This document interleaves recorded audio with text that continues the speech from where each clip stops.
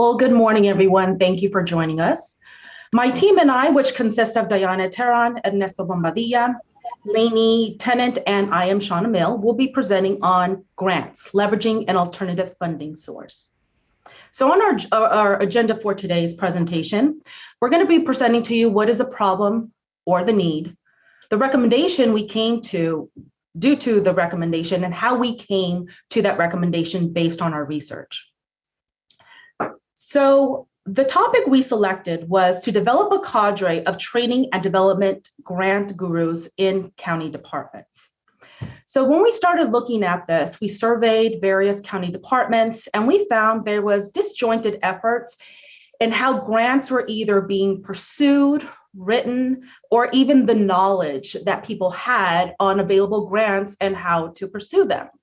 The knowledge varied depending on how long somebody had been doing this type of work.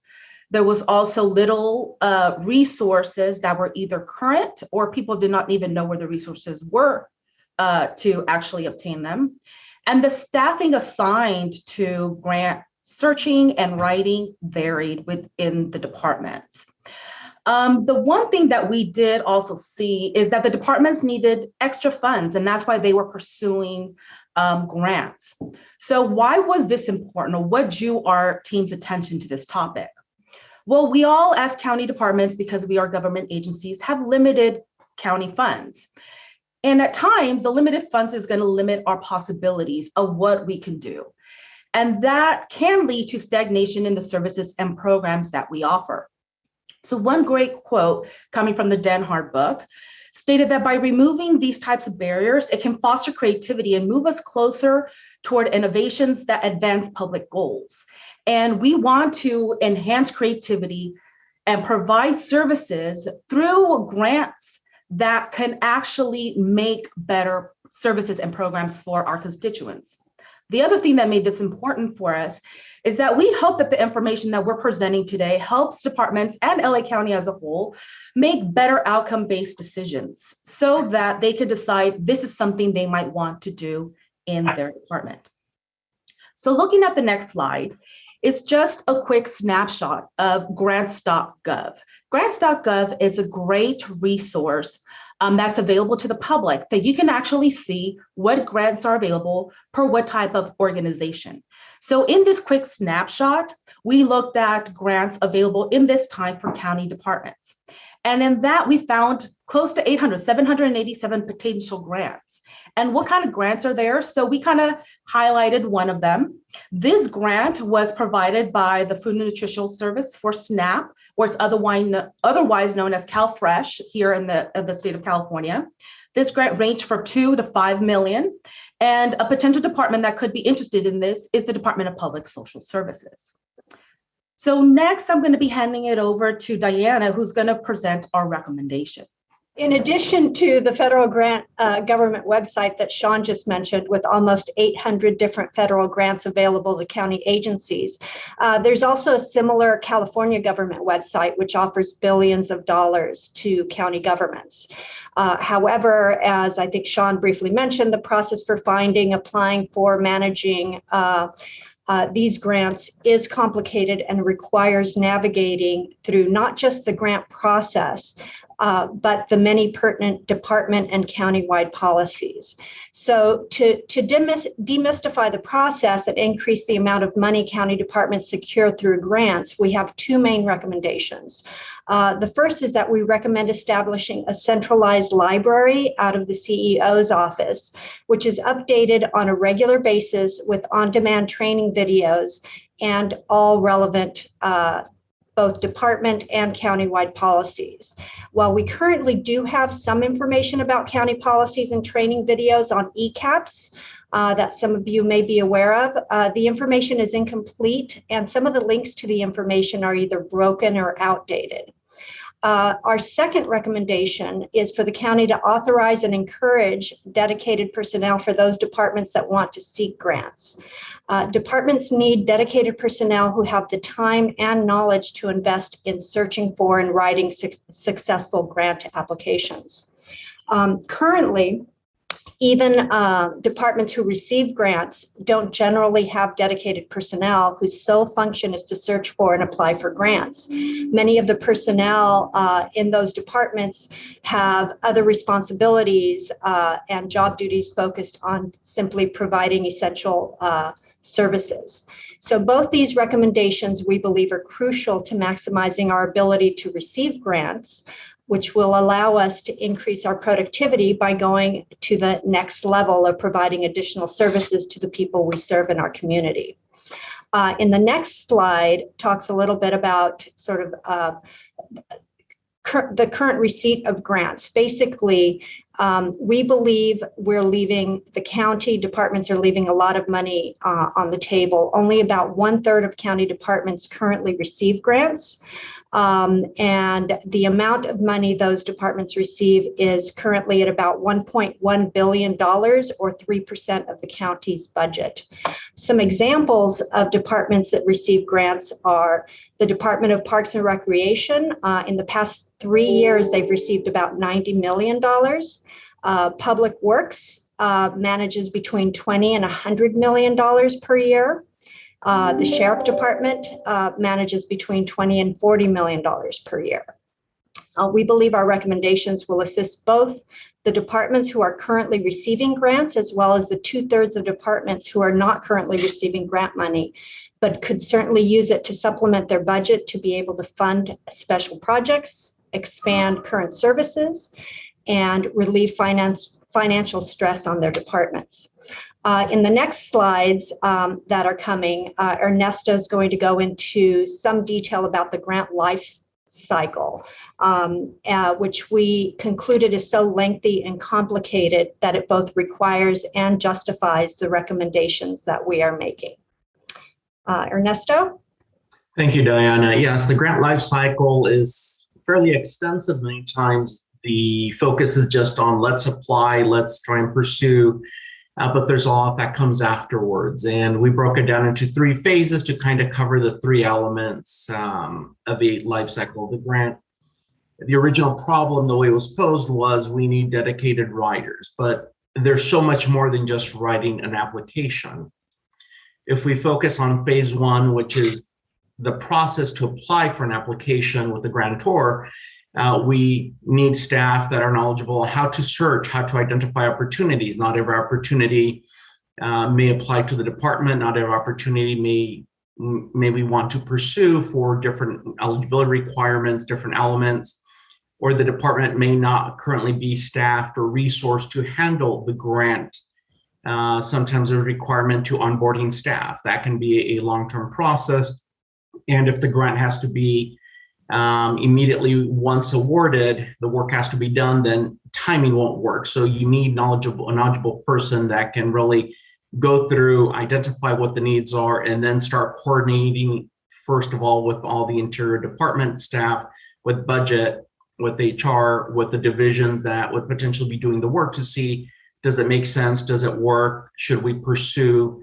At times there's a need to partner with external partners, stakeholders, which would be either other county departments or even community-based organizations, nonprofits, to assist or help the work. This may be even a requirement as part of the grant to work with outside partners. And so it's very important. One example is Alley County Library last year applied for a tool grant program. Part of the requirement was that they work with other county agencies. They reached out to the Department of Consumer Business Affairs, Office of Small Business, to provide support in providing workshops in partnership for the library to be able to apply, pursue, and win that grant. And they were awarded the grant and are in the process of rolling out the 5 tool libraries. And so that's one example where you have to bring in outside or external partners, not just within the department. So having that dedicated person that's knowledgeable is very important. And of course, there's other county policies where you have to go to the board to request permission to pursue certain grants, to receive the funds on behalf of the county. And all this is definitely needs to be known. And a lot of times because of turnover, that information is not centralized, not known. By having the dedicated person along with the CO library, it helps to ensure that staff dedicated are up to date, know what needs to be done, and are properly prepared to pursue these grants and win them. Now, once the grant is awarded, we enter phase two. Phase two, now the funding is going to be sent over, what needs to be done, who needs to do the work, and all the pieces need to be put in place. And again, it could be very straightforward. A specific section, division of that department will roll out the work. Business as usual, it's just expanding maybe their services, providing the ability to expand the service, or potentially upgrade technology, certain systems. But again, it's important to understand what needs to be done, what are the requirements. Many grants require regular reporting back to the grantor, whether it's monthly, quarterly. You need to make sure that everything is being followed per the grant, and also that the funding is being spent down and it's spent before the end of the grant. If anything is overlooked, missed, not adhered to, there's always a possibility, if a grant is annually awarded, that department may lose out on the grant in a future year as a result, or potentially the funding may be cut. So it's very important to ensure that throughout the time period when the work has to be done, that it's being done, and this dedicated person can definitely oversee and ensure that everything is on track, the divisions, the sections rolling out the work. As we know, we all have a lot of work on our plates, and sometimes it is hard or difficult to track every element. And this ensures that that dedicated person is following, tracking, and doing all the reporting, and ensuring things are being adhered to per county policy and grant requirements. The final phase is, of course, the closeout of that grant. The end of the grant comes. It's, again, you have to ensure that any annual final narrative that has to be provided, any data, proof, any audits they may require, request, everything's provided timely, everything's provided correctly to ensure that these departments who were awarded the grant are eligible in the future if it's an annual renewal, or even if the grantor is no longer offering X grant, but are providing a Y grant that still applies for the department. The work may be a little different. Maybe it's targeting a different population, a different element. And again, it's important to adhere, follow every requirement to ensure that no money is lost or left on the table. And with that, I'm going to hand it over to Elaine to talk about department needs. Thanks, Ernesto. Good morning, everyone. What's the bottom line? What does each department need to maximize the money that they can receive in grants? They need, first of all, dedicated staff. Every department needs a dedicated staff who are devoted solely to apply for and maintain grants. Our team looked at existing grant programs in other areas of the county. We reached out to some of our friends at Department of Public Works. They have 4 dedicated staff that only handle grants, and they earn approximately $20 to $100 million over the course of 3 years. Parks and Recreation has 5 dedicated staff. They apply for 20 grants a year, and they receive approximately $30 million a year. So you can see that the return on the investment is huge. Every department also needs a resource site.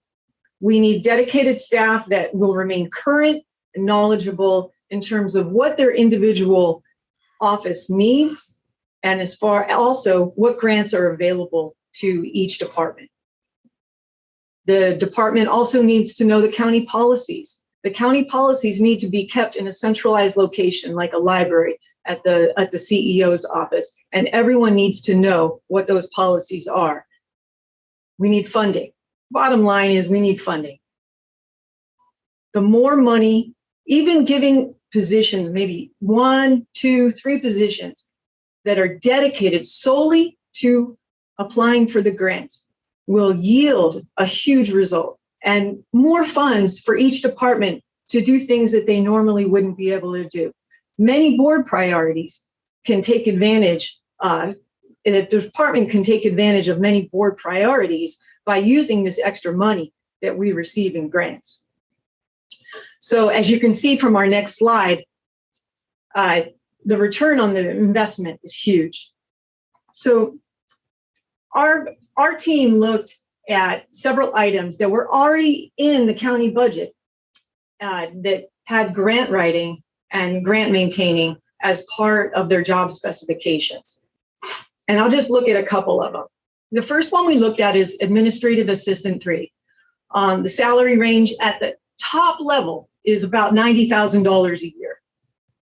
And in that position, it lists investigate and draft grant proposals for new and renewed grants, negotiating details with other government agencies. There's another position, Management Analyst. That salary range at the top, at the very top, is $90,000 a year. And in that position, the specifications call for research and draft requests for proposals and requests for services as part of the new and renewed grant, and assists in negotiating details with other government agencies. The third position that we thought would be appropriate for this recommendation is Administrative Services Manager 3. And again, at the very top level is only $150,000 a year. That position identifies grant work, and the job specification says prepare and direct the preparation of, review, report, financial reports regarding grant funding from various agencies. So you could even utilize admin assistants 1 and 2 as well, but also have them working under the grant guru type of person, which would be the admin assistant 3, the management analyst, or the administrative services manager 3. So even with all 3 positions at their maximum salary level, we're talking about a very small amount of expenditure, which is going to yield so much more money. So let's say you spend $300,000, you're going to get $20 million in a grant. So I'm going to turn it back to Ernesto, and he's going to talk about some concluding information. Thank you. Thank you, Elaine. And just to kind of bring it together, it's a very complex process. If you don't have a dedicated team to pursue these grants, it's very difficult to really pursue them aggressively and even win them, because you want to ensure that all the eligibility requirements are met that are required by the grantor. You want to make sure that every T is crossed, every I is dotted. Once the award is granted, you want to make sure the work is done, completed correctly to ensure that you are eligible for future grants by the same grantor. And so following the recommendation of first having that grant library, CEO had started doing some work pre-pandemic and bringing departments together, giving them access to a platform and a little bit of guidance to get them to look into pursue grants. And so that's why we thought CEO would be the best location, a centralized location, to have that library where it has all the policies for the county. It has videos to talk about how to apply, how to pursue, what to keep in mind, best practices. Departments can even share award-winning applications for reference for either, depending on turnover, or other staff from the departments can use to reference and kind of see the structure to use as a sample template practice. And then within each department, of course, because each department is very different, each department knows what their needs are or what they can do based on the work that the grant is required. That's why we're recommending decentralized grant management through a staff or team within each department. That way they can fully leverage the needs of the department based on department priorities and board priorities to ensure that they pursue grants that are going to be beneficial, that are going to expand, support, and definitely assist. So to close out, again, CEO grant library would be key to ensure staff stay up to date, have the most recent information. Everyone is searching for a career path in the department. So this allows that when there is that turnover, the next person coming in has that reference at the CEO grant library, and then within the departments have that dedicated staff that can focus, pursue, and go after the grants that over time, these grants will pay for themselves through the funds won through the grants. Thank you very much for your time and for listening.